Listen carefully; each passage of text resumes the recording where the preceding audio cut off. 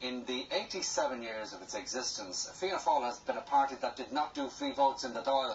Not anymore though, because this week its leader Micheál Martin shattered a core value when he failed to persuade colleagues to back the government's Protection of Human Life in Pregnancy bill. So where does this leave Fianna Fail and its leader? Conor McMorrow reports. Molly Malone, one of Dublin's best known landmarks, was unveiled 25 years ago. Lord Mayor Ben Briscoe did the honours in a city that boasted 21 Fianna Fail TDs. Times have changed. Fianna Fail now has no TDs in the capital. 2 years on from election 2011, the party is still parked at a crossroads. If you look at the opinion polls, they're at around 25%, which is where they were at the last local government elections. In reality, I believe actually they're below that, because I think it's masked by the fact that the opinion polls are showing the figure after they don't know is being redistributed. I think if you look at the core figure, they're at 17-18%, which is where they were at the last general election. Fianna Fail's decision to allow a free vote on the government's abortion legislation has focused attention on party leader Micheál Martin.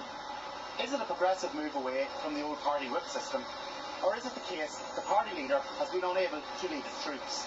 I think he had no other choice. He had to be pragmatic, because he risked losing a number of TDs and senators, which could have had a knock-on effect of actually losing the main opposition role.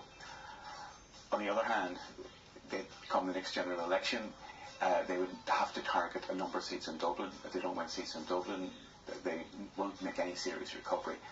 And in Dublin, there would be a much more liberal view on this than there would be, say, in rural constituencies. And therefore, unless he addressed that issue, he risked not making the gains in Dublin that he might otherwise make.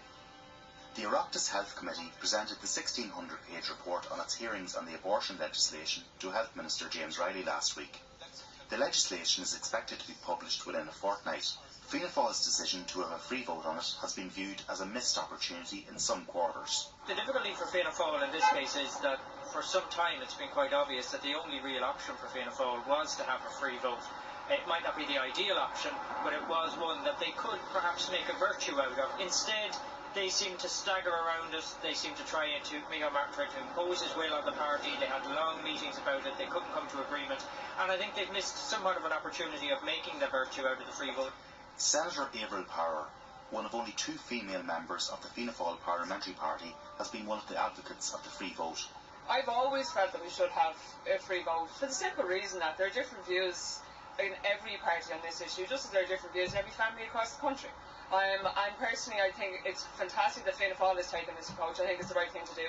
And I think that if every other party did the same, I think we'd have a much more honest debate, a much more genuine debate, and a much more representative debate. While free votes are the norm in many other European democracies, they are an anomaly in Irish politics. So why did the depleted Fianna Fail party opt for one on this issue?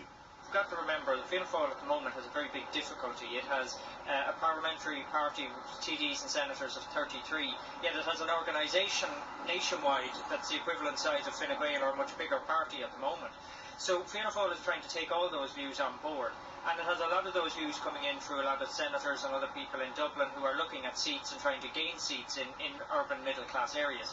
Fianna Fail is also very conscious it has no female TDs, it has no Dublin TDs, and it doesn't want to be pigeonholed as a conservative party of the past. It wants to be able to show that it has a broad range of views. Last week may be remembered as the week the Fianna Fail leader was unable to bring his party with him. But not everyone believes his authority has been weakened. I think that Micheál has listened very carefully to how everybody in the party feels on this. There are different views, very genuinely held views on both sides of the issue. He has listened to everybody, and I think we've come as a party as well by consensus yesterday to the right approach, which is that every member is free to vote with their conscience when the legislation comes up. Molly Malone will soon move way for the new Lewis link-up. Like Fianna Fail's prospects in the capital, her future is uncertain.